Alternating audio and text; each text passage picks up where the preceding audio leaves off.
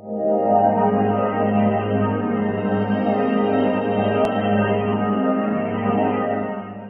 kính chào quý vị và các bạn. Hệ thống điều hòa VV3 tích hợp nhiều mã lỗi đã giúp người vận hành kiểm tra và xử lý những lỗi một cách nhanh nhất. Chính vì vậy, khi hệ thống báo lỗi, ta đã xác định được vị trí xảy ra lỗi bằng phương pháp chuẩn đoán sự cố bằng mã lỗi. Và tiếp theo đây, tôi xin giới thiệu các bước kiểm tra lỗi E6 của hệ thống. Khi hệ thống báo lỗi E6, ta có thể xác định được mã sự cố E6 là lỗi motor máy lén cơ bị quá dòng hoặc kẹt. Sự cố được phát hiện bằng đầu dò cường độ dòng điện khi chỉ số dòng điện vượt quá 15A trong vòng 2 giây.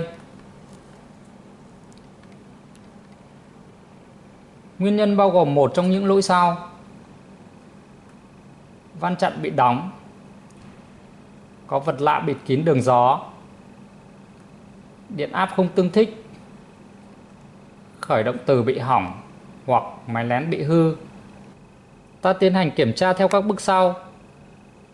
Trước hết, ta kiểm tra van chặn, đảm bảo các van đã được mở hết.